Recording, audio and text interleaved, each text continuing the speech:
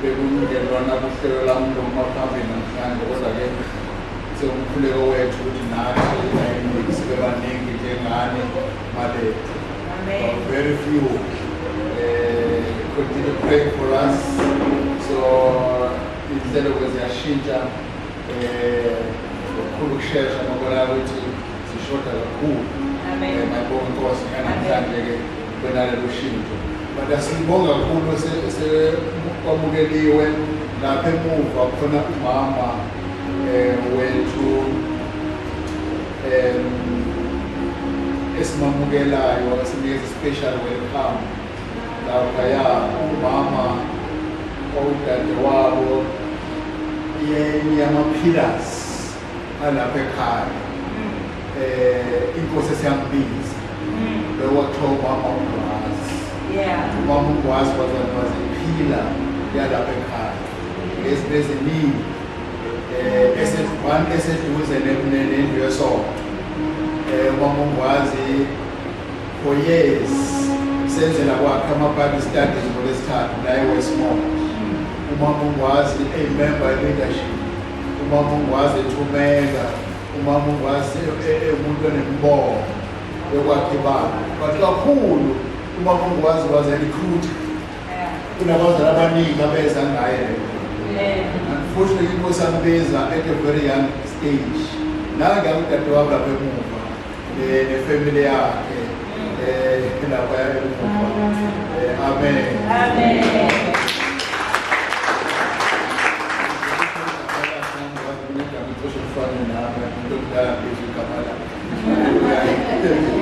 Lo zabo ukhuluma ngaye kade ufakaza wengane yethu Sindi. Lo zabo ukhuluma ngaye ubantu wakhe-ke lo welamana omama abantu wakhe ngegama lenkosi. Siyabonga ukuthi ufike uvakashile uze umsebenzi emihle yengane kadadewenu. Haleluya. Amen. Asiphusheni-ke bathandekayo sengizithembile ukuthi because when I tend to be here and put in a towel lemkhubo bazabe ithawulele kusuke ukuthi nokuthi kuba kuningi ebiyise emathawuleni but-ke abikho-ke namhlanje ngoncanga nje ngalendwana encane ngina. Amen.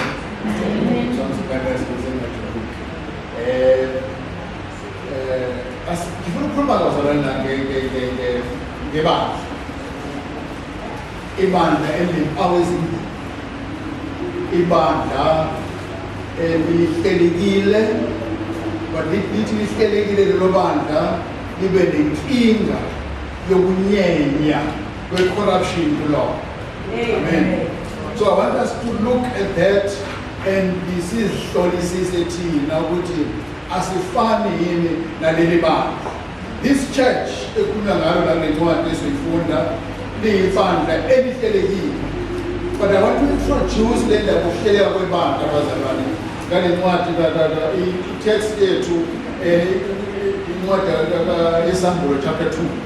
But before siye lapho, let me start with Luke chapter 18.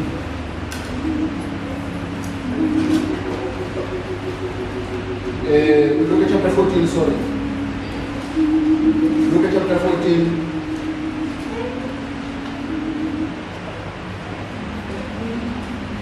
Verse 28. Before siye kuleli bandla elisencwadini yeSamuel. Luke chapter 14, verse 28. Unda wasiZulu.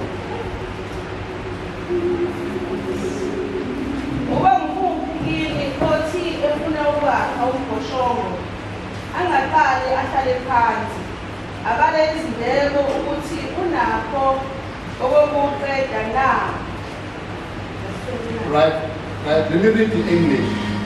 For which one of you, when he wants to build a tower, does not first sit down and calculate the cost to see if he has enough to complete it? Amen. Amen. 4. For which one of you, when he wants to build a tower, does not first sit down and calculate the cost to see if he has enough to complete it. Now, kuna magama mfuna uwashintsha laba zabanye. Because as kuqala unyaka silwa nendaba yokwakha ibanga. Zonke intshumayelo ezizoba khona lana, let me say maybe from me and others, maybe they will be about building a church. Amen. I'm so glad was on if financial is under. I'm so glad to put a youth. Come on, Sunday school and like my boy goes. Amen. We believe this woman eyes on. See planela, see kuleweti. Come be says that I can live. Now you wafana makona. Can say wafana wakatele. Can say wafana bagam zibande.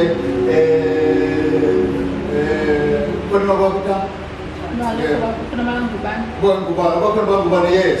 These boys, these boys, they are from Sunday school and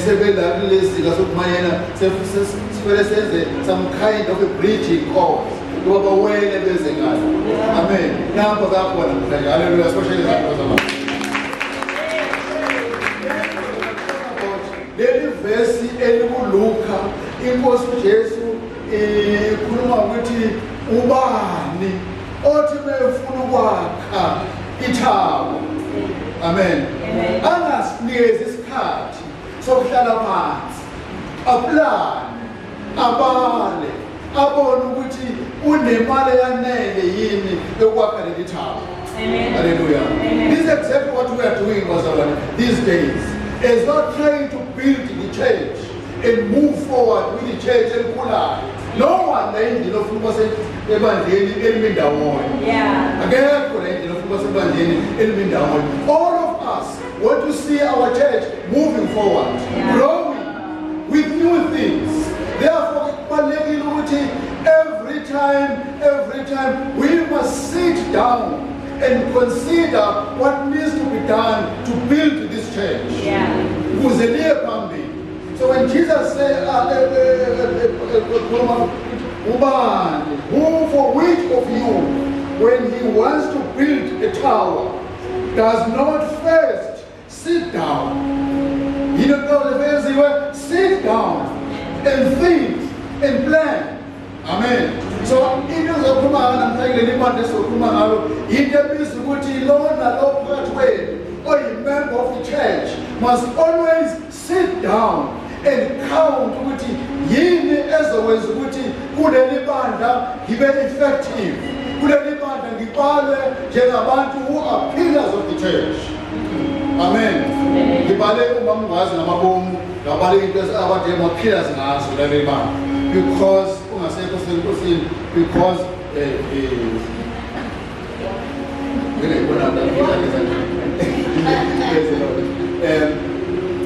for the past few days, the Shumaring Airport during the holidays, so I want to say, leli banda esikhuluma ngalo likhombisa ukuthi leli banda lihlelekile, but somehow there are things ezikhinyabezile.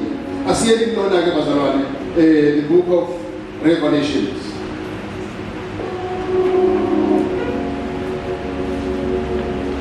Chapter 2.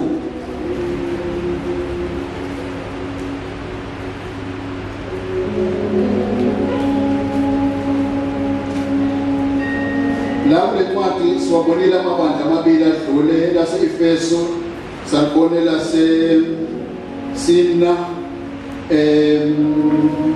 siyalebhala lesithathu ngamabomu, lase-Pergamos, and now sizobheka elesine iThyatira.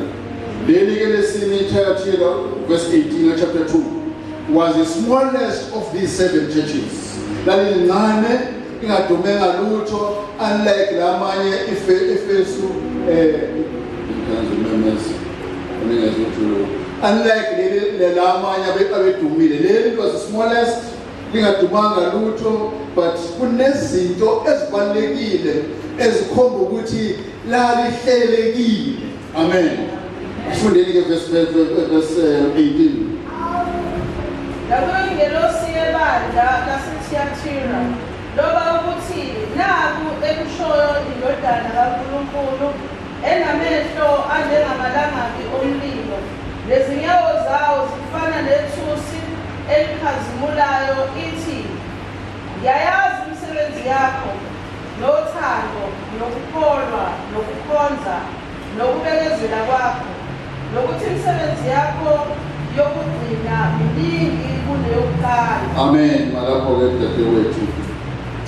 IsiNgisi verse 19 engiyenizo siza kakhulu wona uthi, "I know your deeds and your love and faith and service and perseverance, and that your deeds of late are greater than at first." Amen. Sengithembe singene xa ufika lo nyaka ukuthi sengiyithi abantu ngibacele babe izingane zaseSunday school just for a second. Just for a minute nje. Ngibe ingane zaseSunday school nje. Nisho lamazwi emva kwami. Your deeds of late are greater than at first. Funeka sizulelo lonto nje dadewethu.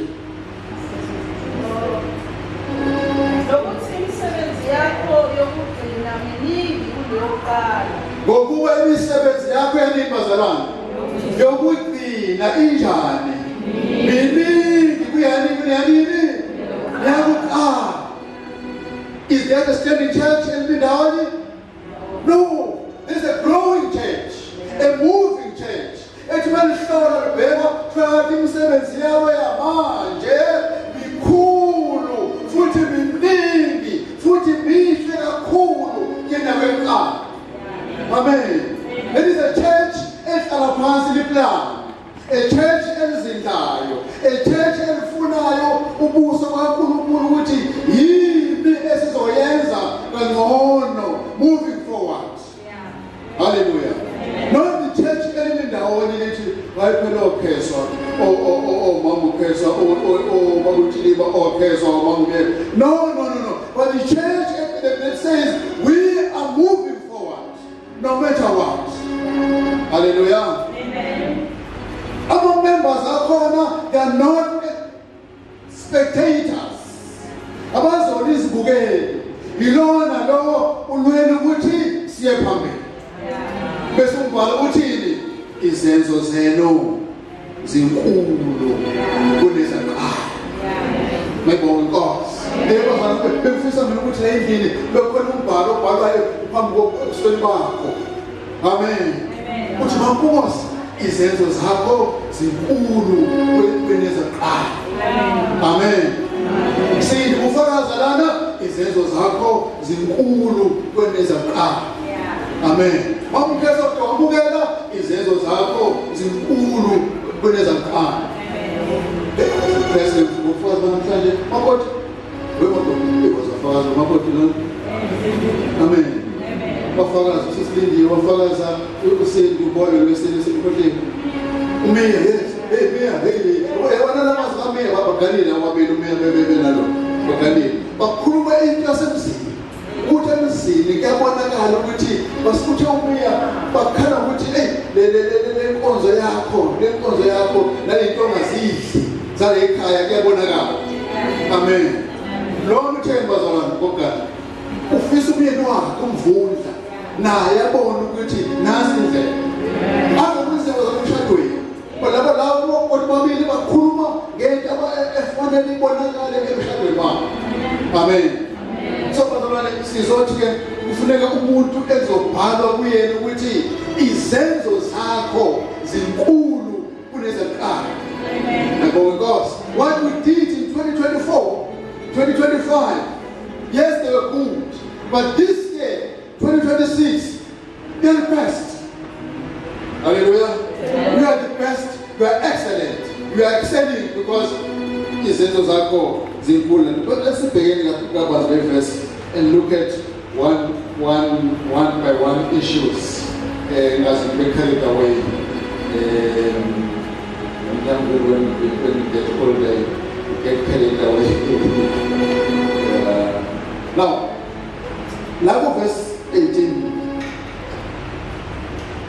Uthi, I know your deeds.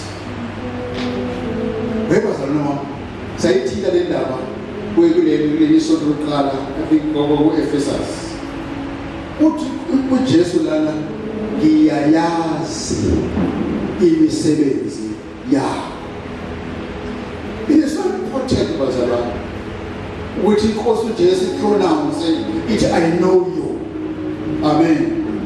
Uma ufuna ukuba umzalwane nebandla eliqotho lethembekile asizwe ngamazwi enkosi uJesu ethini ethi I know you. Amen. Mufunda ibhalo indlela ibandla lingaziwe endaweni ingadumanga lutho lelincanyanyana but inkosi uJesu ethini yona I know you. Amen. Yini abazinayo? One, you are loved. Ginazi bazalwane ngothando eninalo. Amen. Let there bazalwane be love amongst ourselves. Elizoti ekulonyaka we are doubling the rate noma 11 ye love esinayo. Yes, besithandana ngonyaka odlule sibathanda bonke abazalwane but this year we are making that double. 2, and faith eninalo. 3, and service. Faith ukholwa lelibandla elinalo. Libatshazwa uthi inkosi uJesu uyalazi ulibonile uwitnessile uthando elukhombisile. 2, lelibandla likhombise ukholwa okumangalisayo. 3, lelibandla likhombise service and perseverance, ukubekezela okukhulu. These are the pillars bazalwane ezenza umzalwane ame noma izimo zingavumi. 1, uyakholwa. He knows ukuthi believer kubani. She knows ukuthi ubani amkhonzayo. Noma zifika izimo ezinyangazisayo but she knows ukuthi ukwenza bani. Amen. Lo muntu uNkulunkulu uzothi one day I know you. 3, 2, ukubekezela kwenu. Inkonzo esiyona bazalwane yokhona inkosi uJesu is about patience and perseverance. There are so many things ezidasizizingule sifuna ususa ekholweni but kubizwa ukuthi sihambe sigxilile nezimpande so that when things come sizosixebula singaxebuleki. Hallelujah. Because seeing the patience, the perseverance, according way. Last time I did explain the difference between patience and perseverance. But perseverance means sweating. No matter what, it's a lower, but to keep sweating. Amen. And same verse, and your love and faith and service and perseverance. Now, let me check that out. Let me understand again to let Gamma service. Hopefully, this is the spirit will continue. Uyayazi imisebenzi yakho nothando nokukholwa nokukhonza. Amen. Wherever someone ibandla elizonconywa kuthiwe imisebenzi yalo mikhulu naqala ibandla elinaleza zinto uthando ukubekezela nokukhonza. Amen. Wherever someone as a church asingaphushwa ukwenza inkonzo yeservice. Amen. Amen. As a church asingadonswa ngenkani for the service. Amen. As a church asingahudulwa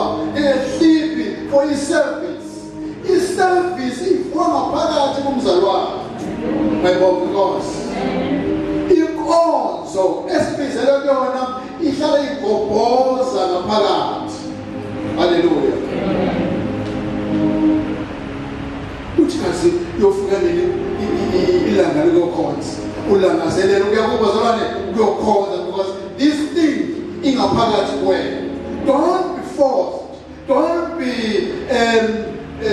following izinto there are times when Jesus bafuna ukona mazalwane. When umzalwane wazi ukuthi intekile uyadinga motivation, uyadinga ukusekelwa. That is inkonzo phesibiza ngepastoral care. Kefale sonke siyenza. But most of khudula because uphole uthando. Because wasazi ukuthi yini okumele uyenze ngalokukhola kwakho. Every time uma umzalwane makuhlale ukugobhoza nelukuluku lothando le-fellowship. Amen. Your love and faith and service, perseverance, and that your deeds of late are greater than at first. My God, izinto zenu zakuqala zamanje zinkulu kunakuqala, including bazalwane inkuthalo ye-service, ye-fellowship, yokukhona benu enkonzweni, yokuhambela izinkonzo. Let's the word service include a number of things bazalwane, including fellowship yokwasizinkonzweni, including umnikelo, including uhambela abahluphekile. There is a lot involved kulelagama service. For us bazalwane singone sibongwe kuthiwe senze kahle egcineni, we must note those things. Amen. But let me move quickly to the other part of this passage. Verse 20. Kepha nginalokhu ngawe ukuthi uvumela owesifazane uJezebeli ozisho ukuthi ungumprofetikazi afundise adukise izinceku zami ukuba zifebe zidle okuhlatshelwe izithombe. Washintsha ukudla epletini. Kunjani bazalwane? Washintsha epletini verse 20.